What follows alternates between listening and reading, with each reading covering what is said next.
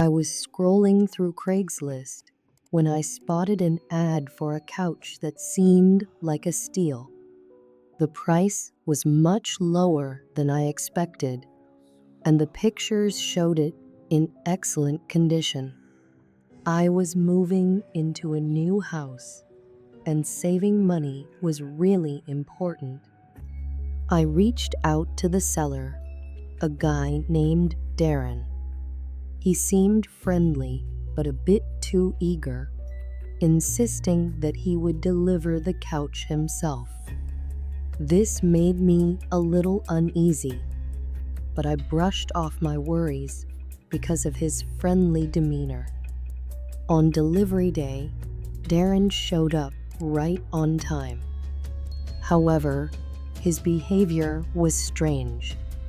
As he unloaded the couch from his truck, he kept looking around my house, his eyes darting from window to window, almost as if he was trying to memorize the layout. I thought maybe I was just being paranoid, but it felt off. He talked about the couch like he was attached to it. "If you change your mind, I can buy it back from you," he said suddenly, pushing the couch into my living room. "Just give me a call." Sometimes people regret their purchases. That offer was odd. Who regrets buying a couch? I smiled, thanked him, and said I was happy with it, but his words kept echoing in my mind. After he left, I stood there staring at the couch. It was beautiful and comfy, but there was something about it that made me uneasy. It felt like a shadow flickered just out of sight. As the days passed and I settled into my new home, I started to notice small things. The couch always seemed to be in my line of sight, dominating the living room.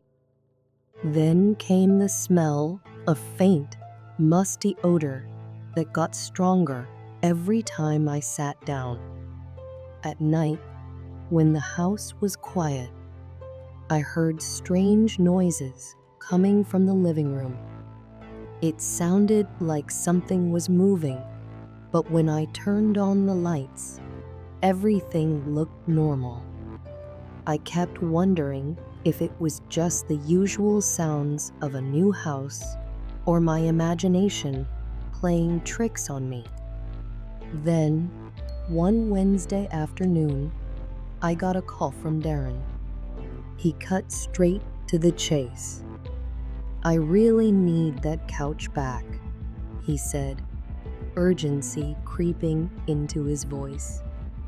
"Something happened, and it's better if I take it back today." His desperation unsettled me. Why would he want an old couch back so badly? I politely declined, but the feeling that something was wrong grew stronger. That night, the tension I had felt for days reached its peak. I went to bed early, trying to shake off the unease since Darren's call. I kept telling myself I was just being paranoid, but I couldn't forget how urgent he had sounded. Around 3 a.m., I was jolted awake by a loud noise. At first, I thought it was just the wind, but then I heard something heavy crashing in the living room, the couch. It sounded like fabric tearing. My heart raced as I quietly got out of bed, grabbed my phone, and crept toward the bedroom door. The hallway was dark, but a sliver of moonlight spilled through the living room curtains. That's when I saw them, 2 people dressed in black, kneeling around the couch, cutting the upholstery with knives, frantically searching for something. Fear froze me for a moment, but then I snapped back to reality. I locked the bedroom door and dashed to the kitchen to hide. My mind raced with questions. Who were they? What were they looking for? The image of them tearing apart the couch was terrifying. I knew I had to do something. I remembered Zeus, my German shepherd, outside in the backyard. He was big and fierce. Maybe he could help scare off the intruders. Staying as calm as I could, I crept to the door leading to the backyard. I could hear the intruders at the back of the house, fabric ripping and hurried footsteps. They were focused on their mission. I quickly unlocked the kitchen door and let Zeus inside. As soon as he did, he caught the stranger's scent and let out a deep growl. I didn't have to say a word. Zeus bolted toward the living room, his paws pounding on the floor. Chaos erupted. The intruders screamed in surprise and tried to escape, but it was too late. I couldn't see exactly what was happening, but I could hear the struggle, the fierce growling, objects being knocked over, and frantic footsteps heading for the front door. When I finally mustered the courage to leave the kitchen, I found the front door wide open. The intruders had fled, but they took something from the couch. The fabric was torn, and there was a gaping hole as if something valuable had been taken. I stood there, breathless and confused, trying to process what had just happened. I knew I needed to call the police. I didn't know what those people wanted, but breaking into my house in the middle of the night was serious. Zeus stayed close, still restless, sniffing around the torn couch as if he could still smell the intruders. Moments later, the red and blue lights of a patrol car lit up my front yard. 2 officers entered, serious expressions on their faces as they examined the mess in my living room. I tried my best to explain what had happened, but the more I spoke, the more absurd it sounded. A pushy cellar, a used couch, and now a break-in. One officer inspected the couch closely. Looks like they were searching for something inside, he said, pointing to the rips in the upholstery. Any idea what it could be? I shook my head, completely lost. I just bought it a few days ago. I have no idea what was inside. They searched the couch, but whatever the intruders had come for was long gone. When they wrapped up their investigation, one officer handed me a card for emergencies. I stood in the middle of my living room, staring at the destroyed couch. I realized something much darker was going on here, and the thought that something dangerous had been in my home without my knowledge haunted me. Zeus remained by my side, alert as if sensing that the danger wasn't over. In the days that followed, the ruined couch stayed in my living room, a constant reminder of that terrifying night. I wanted to get rid of it, but didn't know how. Every time I looked at it, a wave of discomfort washed over me. The silence in the house felt heavier than before. What had the intruders taken? What was hidden inside the couch all along? I decided to call Darren, hoping he might have answers, but his number went straight to voicemail. An automated message told me the number was no longer in service. A chill ran down my spine. This was all too strange to be a coincidence. The more I thought about it, the more paranoia crept in.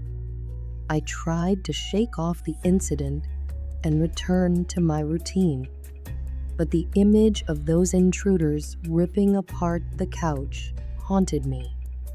Even after the couch was dragged to the yard, waiting for trash pickup, the strange smell seemed to linger in the air. Days passed, and the relief I had hoped for never came. The couch was gone, but the void it left felt heavy, filled with questions I still didn't have answers to. At night, I still woke up to small noises, as if something was moving through the house. Zeus, usually calm, spent more time on alert, as if he sensed something was still out there. I never found out what the intruders took, and the police found no more clues. As for Darren, the seller, he vanished without a trace. Part of me wanted answers. I wanted to know what had been hidden in that couch and why it mattered so much to those men. But the fear of what I might discover held me back. The mystery of the couch lingered like a shadow in my memory, reminding me that not everything we bring into our homes is harmless. Maybe somewhere, someone else is sitting on a similar couch, completely unaware of what might be hidden beneath the fabric and foam. I couldn't shake the uneasy feeling as I drove. It's fine, I told myself. After all, I got a great deal on this car, right? The first few days were pretty normal. I used it to get to work and run errands, and it handled everything well. But that strange metallic smell I noticed earlier lingered in the air, almost like it was following me around. I even bought one of those cheap air fresheners and hung it from the rearview mirror, hoping it would help. It didn't.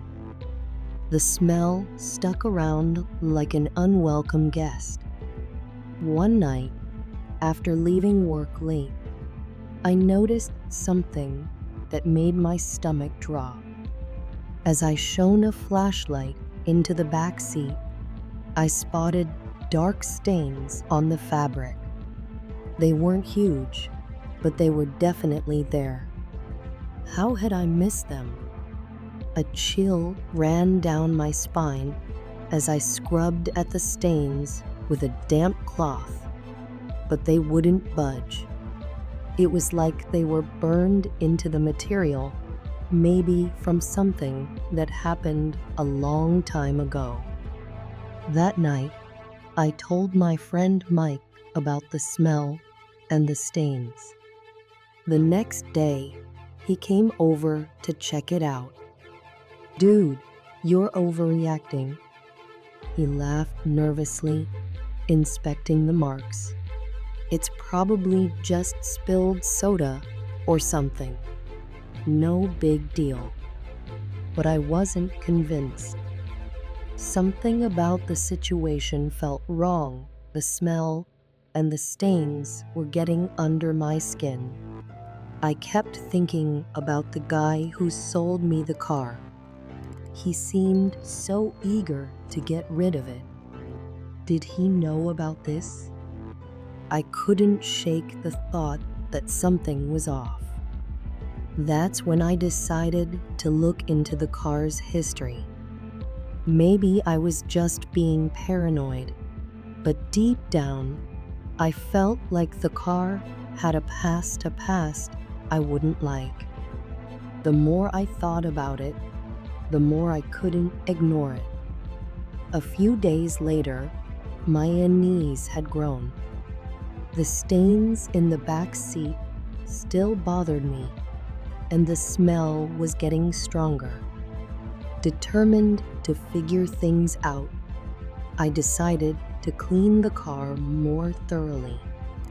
I grabbed some tools and started lifting the carpets and removing the trunk lining, where the smell was strongest. That's when I found a piece of clothing tucked under the lining. It was folded, but the stains on it were unmistakable: blood. My stomach flipped and my heart raced as I stepped back, nearly dropping my tools. The blood was dry and old, but seeing it hit me like a punch. I stood there for what felt like forever, staring at the bloody fabric, trying to process what it meant. My first instinct was to toss it and pretend I hadn't seen anything, but I couldn't. I was frozen, staring at the evidence that something terrible had happened in this car. "This can't be real," I whispered to myself. Eventually, I pulled out my phone and took pictures of the blood-stained clothing. I thought about going to the police, but fear held me back. What if I got involved in something I couldn't handle? The more I thought about it, the more terrified I became. That night, I barely slept, haunted by what I had found. The car, once a great deal, now felt like a heavy burden, a reminder that I had stumbled into something dark. The next morning, I woke up with a wave of dread. The car sat in the garage, and I couldn't stop thinking about the bloody clothes. I knew I had to do something, but fear kept me stuck. Then my phone buzzed with a message from an unknown number. "I know what you found. Return the car or you'll regret it." I froze. The message was short, but the threat was clear. Who was behind this? The seller? Someone else who knew the car's dark past? My heart raced, and panic set in. How did they know I found the clothes? Was someone watching me? Feeling exposed and vulnerable, I looked around my house. In a moment of desperation, I decided to go to the police. I brought the bloody clothes with me and showed the text message to the officer on duty, but his response was far from reassuring. "Sir, without more concrete evidence, there's not much we can do. A text message and an old piece of clothing aren't enough to start an investigation." I left the station feeling more helpless than ever. The police wouldn't help, and now I knew someone was after me. The messages kept coming, each one more threatening than the last. I felt like a target, and fear was starting to consume me. One night, when I went outside to grab something from the car, I saw something scratched into the windshield in deep, jagged letters. "Return." I stumbled back, my heart pounding. This wasn't just a threat anymore. Whoever was behind this was serious, and I was running out of time. After seeing "Return" scratched into my windshield, panic took over. I rushed back inside, locking the door and peering through the curtains, half expecting someone to be lurking in the shadows. My mind raced, trying to figure out what to do next. I called Mike, hoping he'd take me seriously this time, but his reaction was the same. "Man, you're blowing this out of proportion," he said. "It's probably just some random vandal. It doesn't mean the car's involved in anything criminal." But I couldn't shake the feeling that this was more than just vandalism. The isolation was starting to get to me. No one believed me, and I felt all alone. The messages kept coming, reminding me that someone was watching. The next few days were a blur. I avoided leaving the house as much as I could. Every time I got near the car, the smell grew stronger, and the stains looked darker and more menacing. I couldn't stand to be near it, but I knew I couldn't ignore it either. One night, I heard something outside.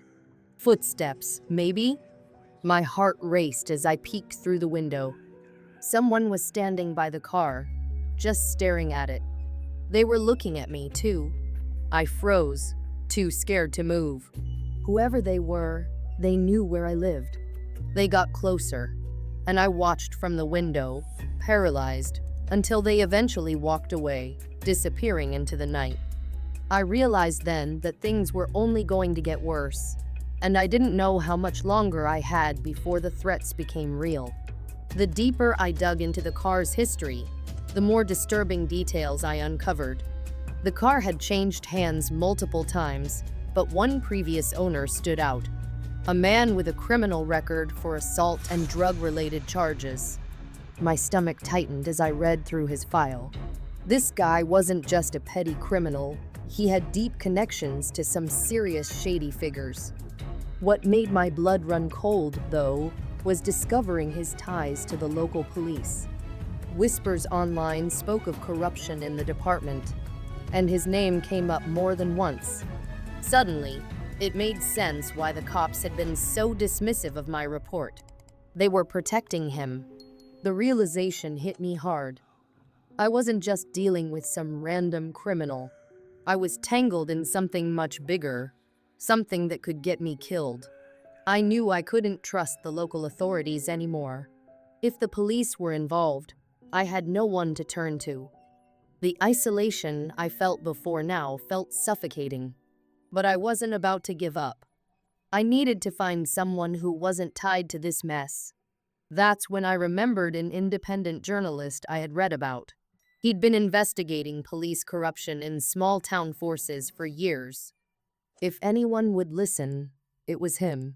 I found his contact information online and sent him an email detailing everything I knew. It was risky to reach out like that, but I was out of options. I needed help, and I needed it fast. The messages kept coming, and now I felt like I had a target on my back. Every noise outside made my heart race.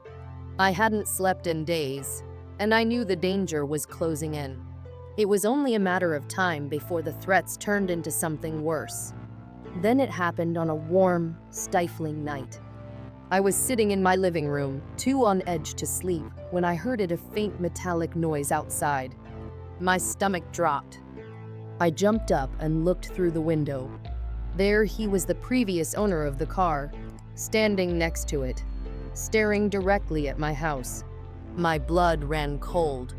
Before I could react, I heard the back door creak open. He was inside. I scrambled into the kitchen, shaking as I grabbed the first thing I could find, a screwdriver. My breathing was ragged, and fear coursed through my veins as I heard him moving through the house calmly, like he wasn't in a hurry, like he knew exactly what he was doing. "I told you to return the car, Jake," he said, his voice low and chilling. "You don't know what you're getting into." I backed up, gripping the screwdriver tighter. "You're not getting away with this," I said, though my voice shook. He laughed, a deep, mocking sound, then lunged at me. The fight was quick and brutal. I managed to stab him with the screwdriver, but not before he slammed me into the wall, knocking the wind out of me.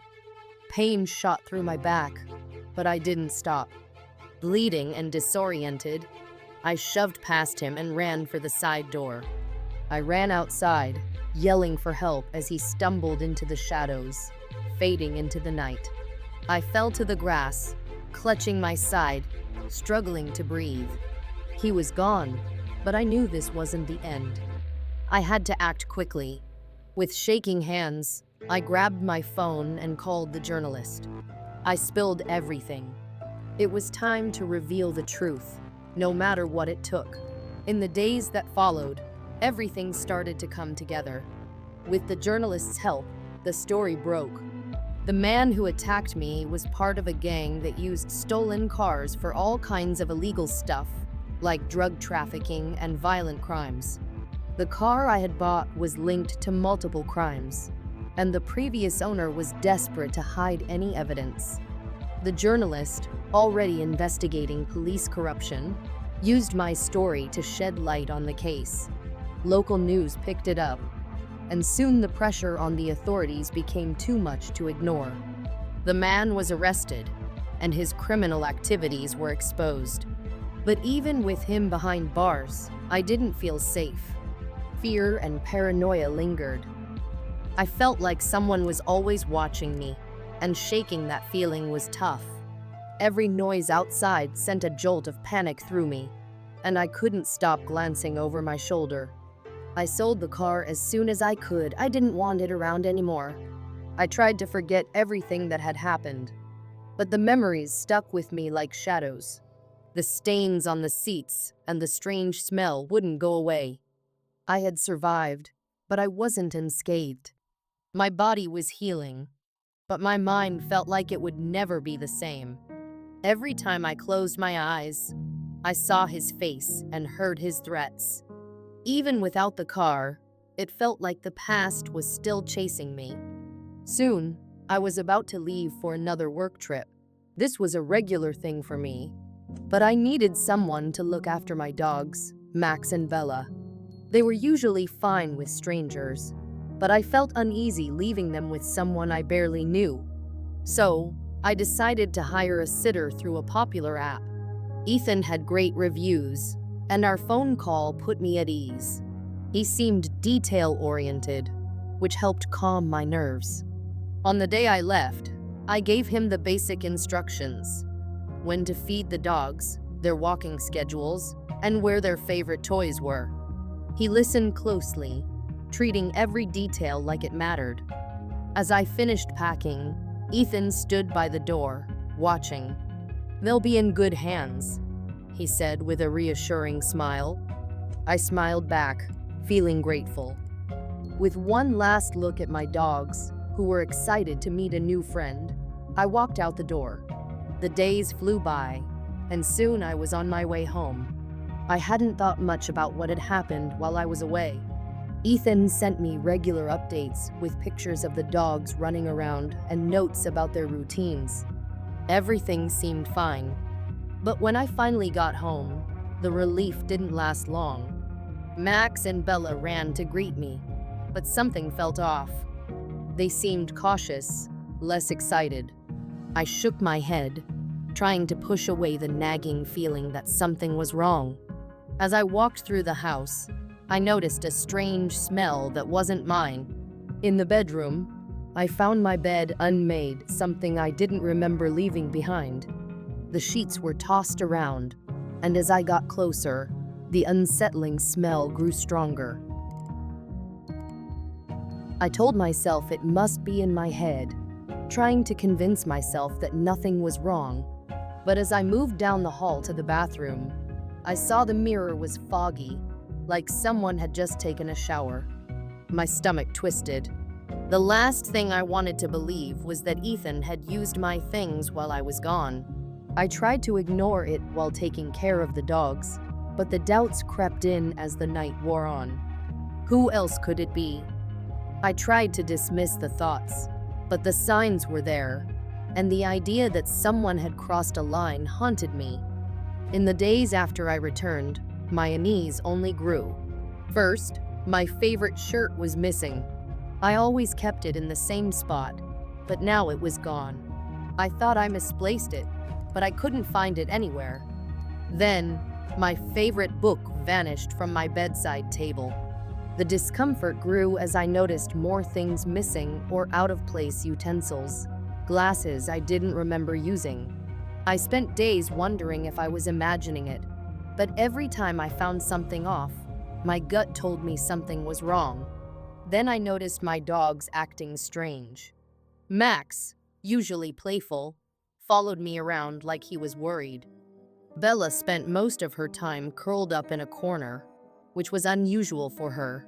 That's when I seriously started to think Ethan might be involved. Even with my suspicions, Ethan kept sending friendly messages, asking how the dogs were doing and saying he missed them. His words, which once comforted me, now made me uneasy. It felt like he was trying to keep a connection I no longer wanted. The weeks dragged on, and the feeling of being watched began to grow. Small changes in the house bothered me more, like the couch being slightly out of place or a chair turned the wrong way. At first, I thought I was overreacting, but when I added everything up, it was clear something strange was happening. I decided to check the home security system, something I had never done before. I opened the app and started reviewing the footage from the days I was away, expecting to see the dogs playing. But what I found was much worse. During the times Ethan should have been there, the cameras were off. The footage was cut at specific moments, as if someone had deliberately paused it. My blood ran cold. How could this happen? I had never given him permission to mess with the cameras, and yet the records were blank during the times he was supposed to be there. My mind raced with questions. Did he know more about my house than I thought? What else could he have done while I was gone? And worse, he still had the door code. I hadn't changed it since returning. Panic set in, and I decided it was time to ask Ethan some direct questions. I sent him a message about the cameras, trying to stay calm.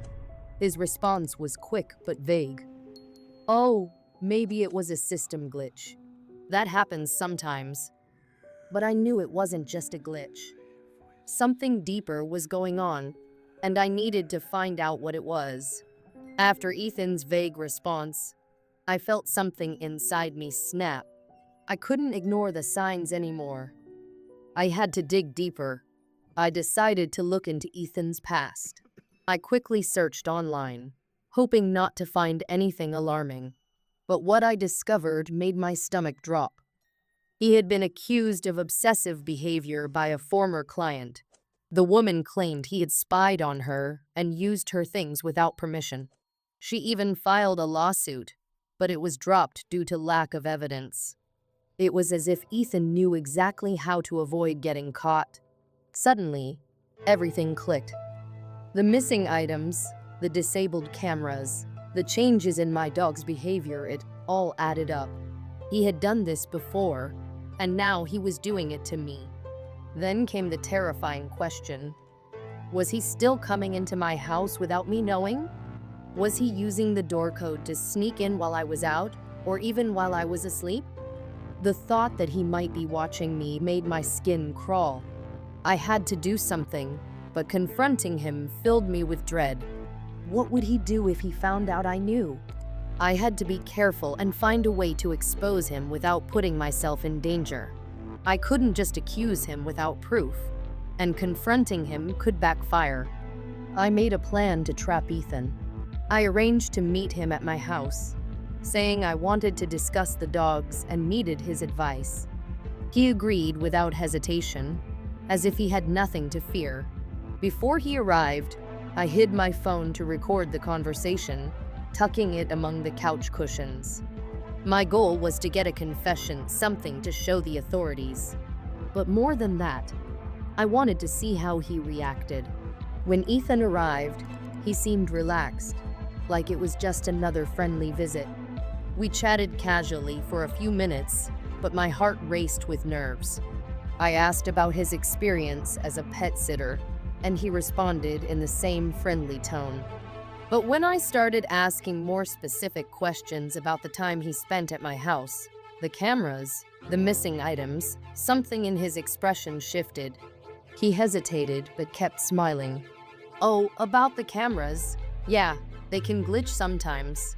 Nothing wrong with that," he said, but his voice wavered. At that moment, I knew he was lying. Ethan was hiding something, and this conversation was my chance to get the truth. As he tried to keep his cool, my fear turned into anger. He was sitting in my house, lying to me, and that only fueled my determination to uncover the truth. I pressed him with more questions, and every word he said felt calculated. Then he let something slip about my bedroom decor, something he shouldn't have known.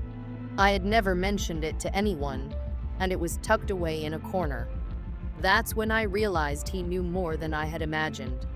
My mouth went dry, but I kept my expression neutral. I continued talking, but inside, I was on high alert. The hidden recorder captured every word, and I knew that this veiled confession would be enough for the authorities. But when I finally confronted him directly, something unexpected happened. Ethan smiled, and it sent chills down my spine. You know, Emily, sometimes people like to control what they can't have, but it doesn't always work that way, does it? His soft words carried an implicit threat. In that moment, I realized confronting him could be dangerous. He didn't seem to care about the consequences, as if he knew there was nothing I could do to stop him. I made the hardest decision. I needed to get out of there. My safety had to come first. That night, I decided to leave everything behind. There was no other choice. The feeling of being watched was unbearable. I called the police and showed them the recording, but I knew the legal system wasn't always reliable. Ethan would probably be questioned and maybe arrested for a short time, but he'd be free again before long. I couldn't risk staying there. Within days, I found a new house in another town. It was smaller and simpler, but it felt like a fresh start. I slowly began to rebuild my routine, even though the trauma still lingered. I felt paranoid, always looking over my shoulder, but I knew I had to move on. For a while, everything seemed calm. Days passed, and I began to believe I was safe. But that peace shattered when I received an anonymous letter at my new house. My heart raced when I saw the familiar handwriting. I opened the envelope with trembling hands, and there it was. A simple message. I'm still around. I froze in fear. It felt like Ethan had found me again, as if he knew exactly where I was. All my efforts to escape seemed in vain. The psychological terror he had instilled in me was alive and well, and I knew the feeling of being watched wouldn't go away anytime soon. The letter made it clear. Even though I tried to start over, the nightmare was far from over. Now I was trapped in a cycle of fear I might never escape.